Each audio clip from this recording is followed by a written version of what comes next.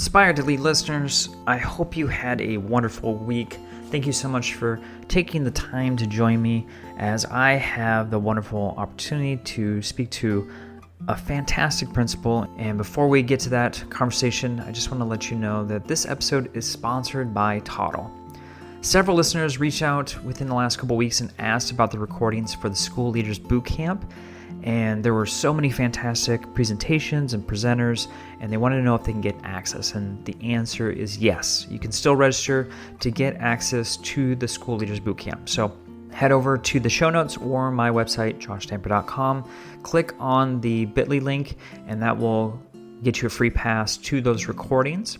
If you're wondering what Toddle is an all-in-one teaching and learning platform used by over 40,000 educators around the world. If you want to learn more, head over to toddleapp.com to learn about the many features offered in this wonderful platform. You can hear from other educators on how the application transformed their campus and district, or you can dig into the many case studies that they have online so you can look at how they streamline all their teaching and learning needs with the Toddle application. Welcome back, everyone, to Aspire to Lead, where we will be discussing the visions, inspirations, and experiences from top educational leaders. My name is Joshua Stamper, and you can connect with me on Twitter or on Instagram at Joshua_Stamper. All right, Aspire leaders, I am so excited to have this guest. I got to meet him in person at Teach Better 22, and it was phenomenal to have him on Podcast Row, to have him as a speaker. I got to go to a session with the wonderful Michael Earnshaw and Joshua Buckley. I just am so appreciative, not only to be connected with you, but to have you on this podcast. Well, Josh, I feel like we're going to go Josh a lot today. Thanks so much for having me on. I appreciate it. I am stoked to be here and to chat. It was great to meet you in person at Teach Better. It was great to be a part of Teach Better 22 and just get the energy and all of that. So I'm super stoked to chat. I'm looking forward to it. And at that moment, we're like, you're like, I got to get you on the show. And I'm like, you do. And months later, here we are. We made it happen. It happen. I'm going to call you Buckley so we don't do That's Josh fine. and Josh. Yeah. Teach Better 22. I want to get your insight on the experience as you went through it all through the weekend. Looking back, what were your thoughts? It was a really great opportunity to kind of connect with people, because I think when I think of like my connections end up being a lot of folks on Twitter. And so to be able to see those people like for real and like go, oh, you're a real person. One person told me I was shorter than they thought, and one person told me I was taller than they thought. Because when we're all just a head in a circle, like it's funny. But no, it was really great to kind of connect with anybody, and it was really awesome to kind of just hear from other educators and to be able to pick what sessions you wanted to go see and hear from and kind of what you were interested in. I really enjoyed it because it was a really close knit group of people, right? So we got to kick it off. We had the get together the night before, and that was awesome to be there, just connect with people, and then just to keep spotting people throughout the couple days. It was really nice to be like, oh, hey, yeah, what's up, man? And and then you go to do your next thing, and then you see him again. It was a lot of fun. I enjoyed it. It's awesome, man. So Teach Better 23 is coming up soon. We made the announcement. I don't know if you saw, Buckley, but we just announced the keynote speaker, which is CJ Reynolds, who is phenomenal. Yep, he is fantastic. He was at Teach Better 19, Teach Better 22, and now he's going to be our headliner. So super excited and stoked for that. Make sure you go to teachbetterconference.com to register for the 2-day event. And then, of course, we got to learn about you. I mean, Buckley, you've been on the show before, but you were with your buddy. So you're solo now. So for those who may not have caught those episodes, I would love for you to share about your leadership and educational journey. Yeah, I've been in public education this is year 17. So 17 years in public ed. I was a classroom teacher for 15 years. But during that time, over the last, 6 years of being a classroom teacher, I served as my local union vice president and president. So that's kind of started a lot of my leadership work was then. I was never a department chair or anything like that as a high school teacher. But I served, as president and was also kind of working with 3,000 teachers from across my district. We're an 84 school district and, working with a lot of educators and then just being a part of a lot of district conversations. So that's kind of where my big leadership piece started, having to kind of take something and build it and do something different with it and kind of like grow something. And then I was president for 4 years. And when that was winding down, I knew that, I was going to term out and I had to figure out what my next step was. And so that I was that person who always said, I don't want to be an administrator, right? Like I got a master's degree a long time ago, but it wasn't administration. I thought, you know what? I'm they're going to wheel me out of my classroom. It's going to be right. I'm either going to die in my room or like they're going to have to forcibly remove me at some point. But during those years, doing all that work at a district level and really being involved in supporting teachers and helping teachers across the district, I said, you know what? I think this is what I want to do. I want to go to administration. And so I did in my very last year serving as president. I started my master's program again, and I did my internship at an elementary school. I was a high school teacher. I taught middle school and high school for 15 years. And then I decided to switch gears and wanted to do something different. And my wife is a high school principal. We met teaching together as high school teachers. We taught on the same campus. Twice at 2 different campuses we taught together. Yeah. But, for me, it ended up being this thing where I wanted to try something different. And there was something really appealing. I did a lot of work. We have 50 some elementary schools in my district. So a lot of my work as in the union work or association work was with elementary teachers. And so I felt like a pull to go do that. And so I did my internship and I absolutely fell in love with being in elementary school. So after that internship, I spent a year as a Title I specialist. So, working on our, federal grants and budgets, coaching teachers, kind of doing quasi administrator work on campus, not being in a classroom, but also not evaluating teachers per se. I evaluated classified staff and stuff like that. And then this year I am an assistant principal at 2 elementary campuses. So in my district, if you're an AP at the elementary, they split you between 2 campuses. So I spend half of my day on one campus and then I hop in my car, drive to the other campus and spend the rest of my day there. And then they flip the next week. I go mornings one place, afternoons at the other. So that's where I'm at right now, man. That's my life.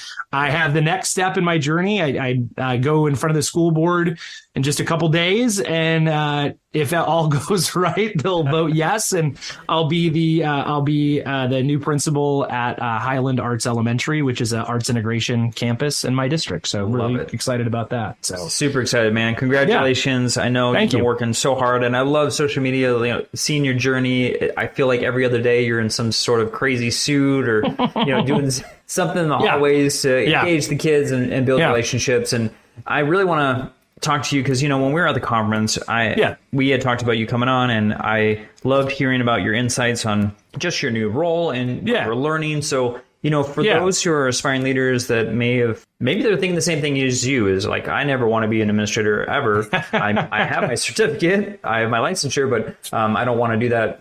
For now that you've been in the role for a year or almost a year, what are some insights that you've gotten and what would you share with those who are aspiring to lead?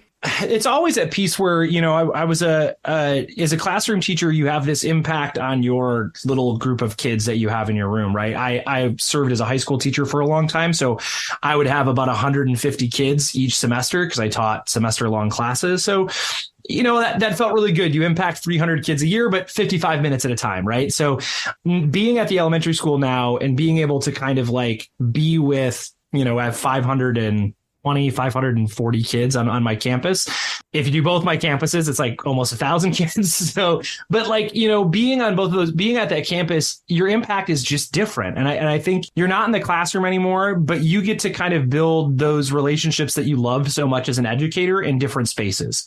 So for me, that's in the cafeteria or in the hallway or on the playground or at parent pickup or drop off. And then when you have those kids who just need a little extra support, you get to kind of be that person who gets to listen. And I deal with behaviors on campus. I have to do, discipline and consequences and stuff with kids, but you build a relationship with kids that you never really built as a classroom teacher. It's different. Do I miss it sometimes? A little bit, but I have such a bigger impact, I think, this year. And then last year serving the Title I specialist, like helping every teacher and every kid on campus. That's a really good feeling. This podcast is a proud member of the Teach Better Podcast Network. Better today, better tomorrow, and the podcast to get you there. You can find out more at teachbetter.com/podcasts. Now let's get back to the episode. And I've heard you speak on this before, but you really are passionate about building your scene at a school. Yeah. And I put quotation marks for those who can't see us. But what is the scene, and what are you doing on your campus to build that? Yeah, I think the big thing for me is, we'll talk about this a little later. I think I do a podcast called the Punk Rock Classrooms Podcast. I'm a co-host on it. And for me, like, music and punk was such an important part of who I was growing up. And in that community, there's always this thing called the scene, right? So it's like, who's going to the shows, who's playing on stage, who's putting on the shows, who's putting the flyers together, who's working the door, all those things. Who are the people who are there? And it's really, a punk rock term for community, right? However you want to put it. And I think for me, that's the biggest part of, it was the best part about being a classroom teacher, was building that community in my room, right? Celebrating the kids who came through my door, helping those kids who needed a little extra support, whatever it was as a teacher, listening to kids, and then doing something awesome together, right? Like having that connection and then turning it into, when you're in the classroom, learning and growth. And I think that's really important as an administrator, right? Like, my goal is to make sure that everybody feels like a part of our school community, every kid, right? Every staff member, whether that's, my facility assistant who, cleans up our campus every day, or it's my front office secretary, or it's the third grade teacher, right? Like, making sure that they feel connected and a part of what's going on, and knowing that I believe that they're an important part of what happens, right? I think that's really key. And you build those relationships in a lot of different ways. One is just really being present, right? Being there. It's really easy. As a classroom teacher, it was really easy to get siloed in your classroom and not step outside of the four walls of your room. But that makes the profession really lonely. And the same thing is really easy as an administrator, right? Like, you get caught up in paperwork, or you get caught up in calling parents, or you get caught up in a discipline issue. And then you just get burned on that thing. And so you spend the next 30 minutes in your office because you're like, I gotta shake this off. But I will tell you, the thing that helps me shake that off is to go walk through a kindergarten classroom where you're a rock star, right? Like, I've never felt cooler than walking through a kindergarten classroom. Yes. Because every kid's like, I saw you. I'm like, yes, you see me every day. I get you out of your car. But man, yes, I love it. Right. So there's just something really exciting about that. I think that presence is a big thing. And then really just like learning about your kids and getting to know their names and your staff and finding out what's going on and checking in on them. I have a handful of kids that have been on my radar, and I pop in and I see them in class, or I check on them in the cafeteria or on the playground. And those are like my special cases, right? The ones I need to see all the time. But I always try to make sure that I've got time for kids and time for my staff. And I think that's really important, is to build those connections and build that scene. Because once you do that, anything that you need to take care of, the academic piece, the learning piece, the hey, I need you to, try this thing instead of what you're doing right now, all that becomes a lot easier when you've built that common goal and that kind of community together. All right. So as a new administrator, are you feeling like you're underwater? So it took until about October. So we started school in August, right? So it took until October break, which is first quarter. So it took all of first quarter for me to realize that I couldn't do everything. And it really did, because I think one of the things that I really learned is, in my previous role as a classroom teacher and in my role as like a union president, I was the wealth of knowledge, right? I knew everything I needed to do. I was an expert in what I was teaching. And I felt at that point in my career in my later career as a classroom teacher, like, I knew how to handle anything that was thrown my way. I was an expert in the classroom. Then in my union work, I amassed so much knowledge because I sat on every committee and I did this and I did those trainings. I felt like I was the expert. So if something came up, I knew what to do. I was directing people exactly on what I needed to do. When I became an administrator, though, it really became oh, crap, I'm not the expert. I hadn't amassed enough knowledge. And that can be really difficult, because I think educators are problem solvers by nature. And I would say, like, myself in particular, I am solution oriented. And so I get in trouble with my wife sometimes, because she'll just want to vent to me about something, but I'll go well, why don't we do this? Why don't we try this? Because she's an administrator too. She's a principal. She's a high school principal. And she'll go we don't need to brainstorm this. I just wanted to vent to you. But I just think it's natural sometimes for educators to try to solve problems, because we do it a million times every day. And so it took until about October for me to realize that I couldn't do everything. And especially because I'm on two campuses, that there were things that I had to say, I can't do that. I had to tell my principal, like, I'm not going to be able to, I can't do this one. I don't have the bandwidth in 2 campuses, or I'm just not going to be, I don't know it. And then it was also just finding people who know that and have the capacity and the talent for it, and really plugging those people in to be supportive and be helpers and do those things. And that was tough. That took me a while to figure out. I couldn't do everything. And I still struggle now. I think one of the things that I deal with now is I'm a person who goes like, okay, this thing is going to happen. I don't know all of the information yet, but my brain is going to try to come up with every possible barrier or every possible pathway and then figure out what I would do for each one. That's like naturally what I do. And so I have to like rein myself in, right? Like that's what I dealt with a lot this year. Buddy, I was dealing with that for 10 years straight. Yeah, I'm sure like it doesn't go away, right? I know it doesn't go away. I just think it took until about October for me to realize, okay, I can't do everything. Yeah. Right. There are some things that I'm just going to be able to like, I can't, but I know who can, or I can't find that answer right now, but let me show you where it's at, or let me hook you up with a person who can. So, right. And I just had to do that a lot. Yeah. And it's tough because at an elementary campus, we have some support stuff, but there's only 2 administrators on campus, right? So I'm there half time and my principal's there. I mean, we're lucky. I have a Title I specialist on both campus. They're fantastic. I have an instructional coach on both campuses. They're fantastic, but they have a lot of stuff going on too, right? And so it's just balancing it all. I think that was the hardest part for me. Yeah, totally. And your story about you and your wife are very similar to me and Leslie. She's like, okay, take your admin hat off for just a moment and just listen. I'm like, but I can't. It's very hard. Very hard. We're going to pause for a moment to talk about one of my favorite sponsors, Papa Rob's Coffee. No surprise, I'm currently drinking my second cup of the Papa Rob's Special Blend. Rob has a wonderful variety of medium and dark blends available at paparobscoffee.com. Definitely check out each and every one of his blends. However, I have a subscription. I actually have coffee delivered to my door. It's fantastic. It's fresh. And then, of course, don't forget that as an Aspire to Lead listener, you get a free code here. Aspire 15 gets you 15% off your entire order. Head over to paparobscoffee.com. I know you're going to enjoy every last drop of this phenomenal blend. It's fresh and comes right to your door. So make sure you go over to the website, Aspire 15, and grab that 15% off. And now back to our wonderful guest and interview. Yeah. All right, buddy. So let's talk about surprises for the year, right? So, you already talked about it's a learning curve. It took you several months to feel comfortable to kind of start delegating, find your experts. But I'm always curious for the new admin. I get joy, I don't know why, of the surprises, right? So, you walk into your role. I don't know about you, but I felt like I knew everything as far as like what the expectations were. And then I quickly found out that everything is on fire. Yeah, you're just not prepared. I think one of the things that when you're a classroom teacher, you don't see all of the little pieces that happen in the office all day. And it's not that one job is more important than the other or someone's putting out, but there's just different fires. In the classroom, you're putting out 1,000 fires every day, and you know what those are, right? You don't know. They're different every day, but I think when you're in your classroom, you don't see all the things that blow through the office sometimes. And I will also say, like, as a teacher who didn't have a lot of behavior problems in my classroom, right? Like that was not something I struggled with as a teacher. You don't realize like what that's like when you put so many other classrooms on a campus, right?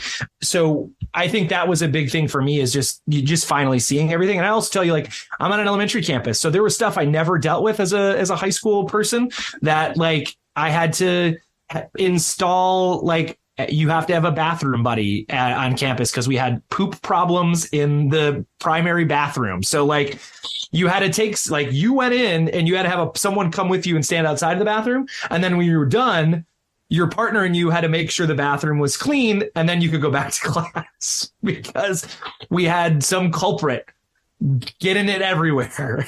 And so those are just the little things that you like. Those things are just bizarre.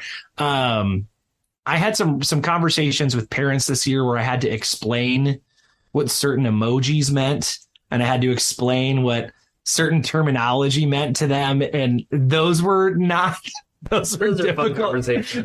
Those are just conversations that I was like, I did not think I would have to have this conversation this year, but here we are. Like, this is what this emoji means. This is what this was. And like, what? Like, just like crushing a mom's view of what they knew or didn't know. I mean, those things I think are the biggest differences. Because when you're in your classroom, you're in control of the aspects of what goes on in your room, right? When you're out of the classroom and you're an administrator, you get the things that get out beyond that control. And so it's often the thing that's 12 steps beyond what you would do in your classroom, what you would allow in your classroom. And so that was the biggest thing there. And, just how many kids throw up, right? So many kids. Like, I can't, as a teacher, I think 2 times in 15 years of being a classroom teacher, did a kid puke in my room, right? But once you have everybody's classroom, everybody's puking all the time, I swear. Always so much cafeteria, so much vomit. There's so much vomit. So that was surprising to me, how many kids puked in a day. Between the bathroom and the throw up, buddy. I don't know. Yeah. You It's an interesting life as an elementary administrator. You're really selling it. I am. Look, I will tell you what, I get to do really dumb stuff too. You had mentioned, my social media. We had an author come through who wrote a book. It's the cactus, or the dance of the cactus, something like that. She's an educator in Arizona, and she wrote this book. And when she goes to schools, she has a cactus costume that she asked the administrator to wear. And so I took one for the team, and I wore the cactus costume. You look and I had to, buddy. I had to dance. I had to do yoga. I had to do all of this stuff. And then she found out I played guitar because her friend is a teacher on our campus. And she goes, oh my gosh, can he play guitar? Can we name that tune? So I'm in a cactus costume with a pink electric guitar playing Name That Tune with a room full of kindergarten to third graders. It was good times. I get to do that. And that's a blast, right? Like, that's fun. Or I get to pop in, to a 5th grade classroom when they're doing a review, and I get to see if I'm smarter than a 5th grader, right? Like, all those things happen. And that's, I think, the blast part of the job. There are some things that are tough, just like there's things that are tough in the classroom as a teacher, but then you got to make those moments or find those moments. Someone was like, ooh, man, you had to wear that costume. I'm like, yeah, but I get to be an idiot. This was great. It's the best part of my job today was this. Oh, for sure. Sweating my butt off in a cactus costume. Kids absolutely love it too. And they thought it was great. I mean, when you do something silly and crazy like that, I mean, you totally make their day, and then they never forget it. Like, they that forever. At lunch today, I was walking in the cafeteria, and it's like, you're the cactus. I'm like, yes, I'm the cactus. I thought, like, my head's sticking out of it's my face and my beard, but they're like, cactus. I'm like, yeah, guys, I was the cactus. Don't you remember? That's awesome. Well, you playing a guitar, that's probably a perfect segue to go into the Punk Rock Classroom podcast. So for my listeners, if for whatever reason they're not listening and subscribed, what is your podcast all about, and who did you guys create the podcast for? So, the main crux of the podcast is, my co-host and I, we grew up in the punk rock music world, right? I was in bands and played guitar and went to a ton of shows. Mike was a punk rock kid with a bleached mohawk running around shows in suburban Chicago. So for us, punk was that thing that we found that we fit in and we found our home in as kids, and it kind of changed who we are as adults, right? I think that all those things I learned at shows and being in a band have really impacted who I am as an adult and what I believe in. And Mike and I met through Teach Better group, Teach Better chats on Twitter, and he shared a blog where he quoted a New York hardcore band. And I was like, did you quote this in an education blog? And he's like, yeah, man. And we really connected, and we said we should do something with this, right? Because we both felt that punk rock is a big part of our life, and we think it's a big part of who we are as educators. And so the podcast really focuses in on the idea of this punk rock mindset of, passion, unity, DIY, bringing all of that into the space as administrators or classroom teachers or teacher leaders or whatever you're doing in the education realm, that concept, those things that we learned at shows and in the mosh pit, have a perfect place in education, right? Like I was a kid, and on the shelf next to me right now is sort of like my punk rock shelf. And so there's like a CD that I put out when I was in a band a long time ago. There's a Jones soda bottle. When the photo is at a festival I was at, and I'm in the photo, you can see me and the band on stage. I would never open that Jones soda bottle now. It would probably be disgusting, but it's been on my shelf forever. A buddy of mine put together a book of all the flyers from this promoter that we did shows with back in the day. And there's a tape on that shelf, which is the first thing we recorded when I was in this punk band. We recorded it in my garage on this crappy 4-track recorder. You know, I drew the art for it. We photocopied it. We made a bunch of copies on cardstock. We cut them out. We folded them. We put the labels on all. We, dubbed the tapes and put the labels on all the tapes. And that for me is a lesson in education, right? Like that tape is still with me. And it's like one of my prized possessions because I did that. I made that. I remember it all because I did that. And so I think for me, the classroom space, the education space, kids should walk away feeling that same thing. They owned it. They did it. They created it. They kind of set out, their own experience, and it's an experience for them, right? We want learning to be real, and we want learning to students to walk away from that having accomplished something and created something, and whatever that thing is. And for me, that'll always be that education piece for me. Like everything I still use Photoshop today. And why did I learn Photoshop? Because I was in a band and we needed to make CD covers, right? Why did I learned how to use a copy machine because I went to Kinko's and made flyers for shows, right? Like I had to learn how to, use maps and get around the Midwest because we were driving from venue to venue every weekend. And, all of those things, like the reason I know computers and I could do HTML is because I learned it so I could make a website for a band. And I think of all the lessons I learned meant so much to me, and I still use them today because I was able to it was around my passion. And I think if we can create that for kids, that'll help them hold on to that for a much longer time. I mean, there's always things you're going to learn that, we do a liberal arts education, right? So do I use the Pythagorean theorem anymore? No, but we set me up to be able to use it if that's where life took me, right? But I think the more moments we can create for kids that are real and they can own them and it can be theirs, I think the better off we are. And really, that's what the show's about. We talk about that and all sorts of stuff. I feel I went on a giant tangent, but that's what the show is to me, is sharing that idea and that concept and taking those things that we learned from being punk kids and how they impact the classroom. You don't have to be a punk rocker. You don't have to have a mohawk. You don't have to wear your Chuck Taylors and, your ripped, jeans or whatever. We have an episode where we talked about like, what's your punk? What's your passion? What's your thing that you apply to your day-to-day life, and how can you use that to influence you as a teacher or an educator? So I don't know, we're for people, and we always talk about music. So if you want to hear bands that yell a lot, you could check out the ones we always mention every week. But that's the show. That's the show. Well, it's one of my favorite podcasts out there. So make sure you go over to teachbetter.com/podcast. You'll find a bunch of other podcasts too, but you'll find our podcast, yes, is on there. Also, you can go over to punkrockclassrooms.com. It's also your guys' website, so definitely check that out immediately. So for those who are listening, if there's something they can do tomorrow or next week to enhance their leadership journey, what would you advise them to do? To me, find that mentor, right? Like that's been a really key piece for me. I've had different mentors along my time as an educator, but when I did my internship, I found the right person to do that internship with, right? And she's had an amazing impact on me as a leader and as an educator and as a learner. I was lucky enough to work with her as a Title I specialist and then be her assistant principal this year. Next year, we both go different ways. She's going to be a district leader and I'll take on this role as a new principal. But I'm super excited because her new role is being a principal coach in the district. So she's coaching all of the new principals. So like my mentor, she gets paid to do that now, right? But that's super. I would say that that's really important. Find that person that you can talk to, who's going to be honest with you and that you feel comfortable taking constructive feedback from, because that's the only way you're going to learn. I mean, it's really easy to think that we're awesome at what we do all the time.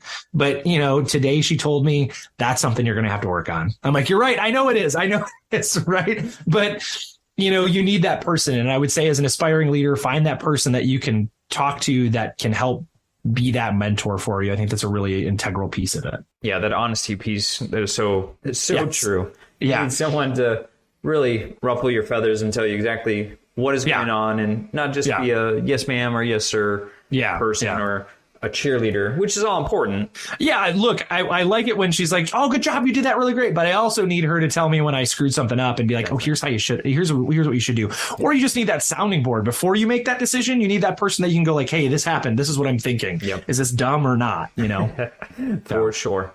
All right, Buckley, how can folks connect with you on social media if they want to learn more about all the wonderful things that you're doing? Yeah, you can find me on Instagram and on Twitter. The handle's the same on both. So it's at Josh R. Buckley. So you can find me on both of those. So Josh R. Buckley on both of those. And if you're looking for the podcast, it's at Punk Classroom. So both of those same things. So you can find me on Instagram and Twitter, and you can find the show on Instagram and Twitter. All right, bonus question. Yeah. Favorite comic book character? Oh man, Batman. I'm surrounded by, you can't see this, people listening, but it's a very plain wall behind me. The wall I'm looking at is just full of comic books, and there's a Batman shelf on in my office, in both of my, because I have two offices because I'm at two schools. One school has a shelf of Batman behind me, just a bunch of Batman figurines that I've collected over the years, and then the other one on the wall, there's an oil painting of Batman, or at least a print of an oil painting. Right. My buddy bought it for me. It's Batman. It's Adam West Batman making the worst face on earth, but it's on my shoulder. It's like over my shoulder on the wall. Funny aside, I had to do my finalist interview with my superintendent on WebEx from my office, so I'm online from my office, and I'm talking to her, and there's the dumbest looking painting of Batman over my shoulder, and she goes, "I like that Batman's with us today." I'm like, right. Just I forgot that this is totally just comforting you. It's just comforting me right in the background. Yeah, no, Batman is probably my favorite. Yeah. That's awesome. And you got a comic book podcast. Yeah, I do a comic book podcast. A buddy of mine have been doing it for a long time. He teaches in Germany, so we talked together a long time ago, and then he went international. So Comic Exposure is the podcast. I'm gonna have to check that out. I'm a comic book fan myself, so yeah, absolutely love it. Well, Buckley, you're doing phenomenal things, and like I said before, I am just so honored to call you my friend, be connected with you, learn from you, and I just appreciate your time so much. Yeah, thank you for having me on. I appreciate it.